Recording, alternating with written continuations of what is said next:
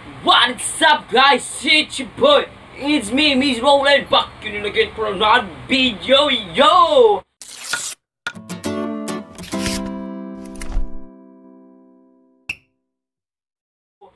Hey, what's up guys, and kung napapansin nyo no, ngayon na lang ulit tayo nag-video dahil medyo matagal na tayo hindi nakakapag-upload.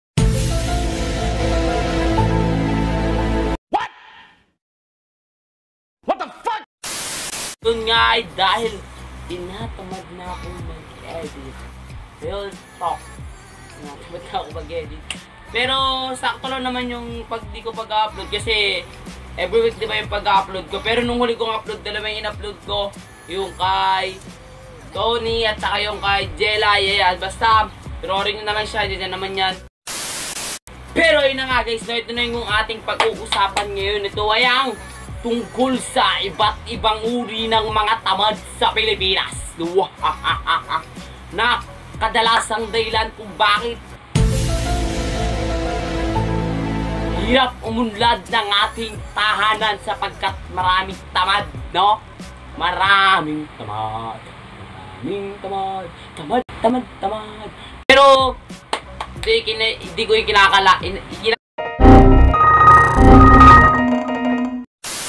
kakailan na tamad din ako. Talagang tamad ako.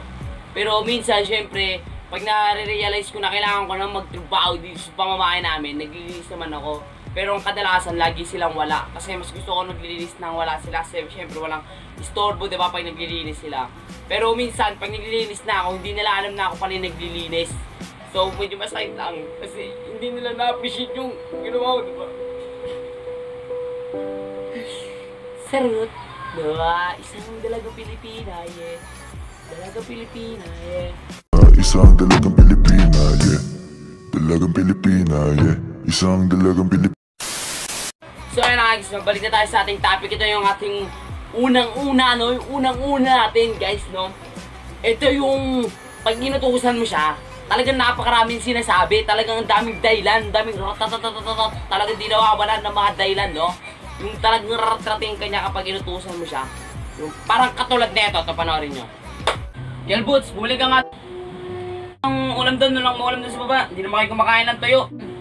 Tayo nagre-review ko, hindi ako pwedeng sumunod dyan kasi kapag hindi ako nag-review, babagsak ako dun sa exam namin. Pag bumagsak ako dun sa exam namin, syempre hindi na ako makakaabot ng grade 10. Pag di na ako umabot ng grade 10 tay, hindi na ako abot ng grade 12. Pag di ako umabot ng grade 12, hindi na ako abot ng college. Pag di ako umabot ng college tay, hindi na ako magiging fourth grading. Kapag hindi mo nangyari yun tay, hindi na ako papasa, hindi na ako magkakaroon ng magandang trabaho, hindi na rin ako makakain ng magaganda, hindi na rin ako makakain ng mga chicks masarap. Hindi na rin ako makakapagkano sa trabaho ng bawat Pilipinong mamamayan sa kinabukasan ng bawat Pilipino. Kung ako sa'yo, tawag mo na ako tusan sa Some lama do lama, you assuming I'm a human. What I gotta do to get it through to you, I'm superhuman. Hindi ako kasi kwenta na bili mo kasi kapag ako nangyari ito, walang kinabukasan ng bahay na to kapag hindi ako nag-aaral lang mabuti. Kaya utos mo na lang basta kahit sinong kapatid natin, time. Ayan, nag-gets nyo ba yung sinasabi ko? Ayan ang ibig sabihin niyan. So let's go tayo sa ating pangalawa. Yan, ito na ating pangalawa. Ito naman yung klase ng tamad na ano, ba tawag sa ganitong tamad? Yung ito yung pag inutusan mo siya, magdadrama siya bigla. Oy, Kel Boots, ano? Wala ka nang gagawin? Bumili ka ng base doon, puro ka mobile legends na yan, puro ka force heal. Ano? Kaya nakapag-force build sa jowa mo, ganyan ka pa ng ganyan. Bisa mo na, bumili ka doon. Tay! At iba naman pag mobile legends ka, tay? Hindi ko alam, tay. Pinagdaanan ko na nagugis ako sa baba. Hindi ko alam kung gano'ng kahirap maghugas ng tatlong plato para sa isang tamad tayo. Mahirap maghugas ng tamad. Tay! You know what I'm saying, guys? You know, naga. Ang hirap-hirap maghugas tayo. Ang hirap. Sumasagot ka pa, ha? Ika. Nga tayo, hugas na ka eh. Ayan, mga klase ng mga bagay na mga talaga namang umiiyak-iyak pa. Alam ko naranasan yan. Yung mga ganyang bagay na kapag inutusan kayo, bigla na lang kayo iiyak. no? Yung iiyak na, naglilinis dito. Ako na nangugis dito. Tara na, let's go tayo sa pangatlo. Nababad trip na ako dito eh, no? Let's go!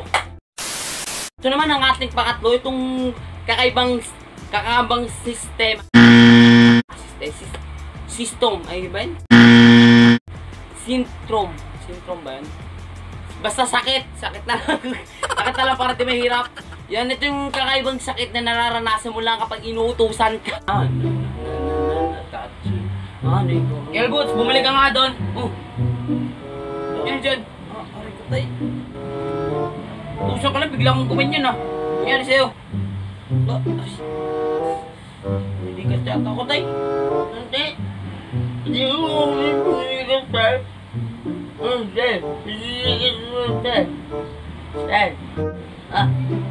Butos yung dalawa kay Keeper tayo. Sige, utos ko na lang kay Keeper. Sige.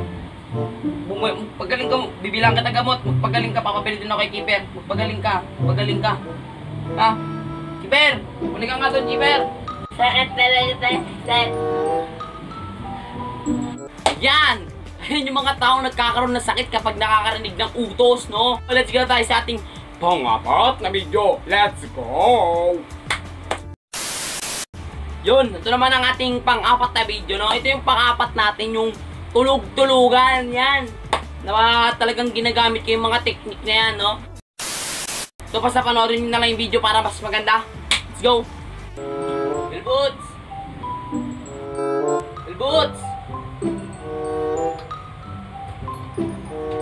Sino ba yun?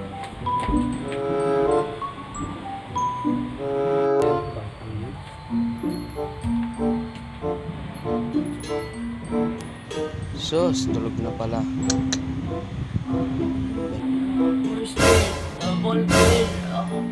Menya! Ang puta, adik sa ML eh. Maba na nga ako.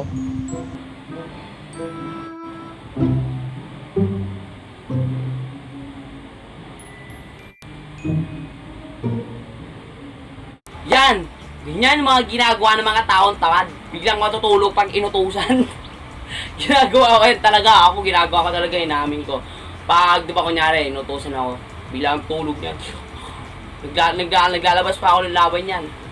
Yan. Para talagang tato.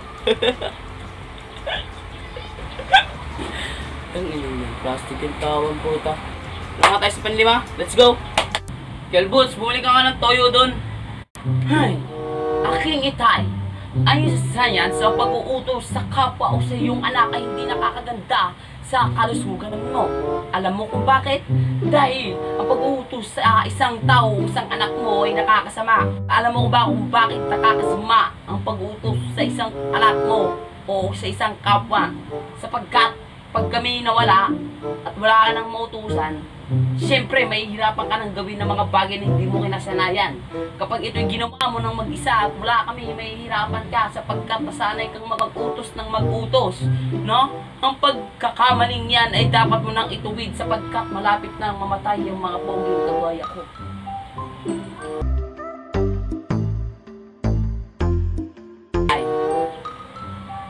Okay? Ayan, kung nakita nyo naman, di ba? Talaga naman nag-iba yung mga panalagdaan niya, nag-ibisa, kaya siya nag-ibisa ko. Hindi ko ba alam kung ba't kidinabi, wala namang kwenta yun eh. Hindi ba siya ginagamit? Lalo, parang papunta at liba. Ayun guys, kung nagustuhan nyo ang ating iba't ibang uri ng mga tamad, no? Ang ating iba't ibang uri ng tamad, and mag-like, share, and subscribe na kayo. Huwag na kakalimutan yan dahil masama yan pag di nangyayari, no? Talagang masama yan, dahil joke lang. Basta yun lang guys lang, please like, share, and subscribe. Ayan. At maraming salamat pala dahil umabot na tayo ng 5K subscriber. Ayan. Umabot na tayo sa ating 5K.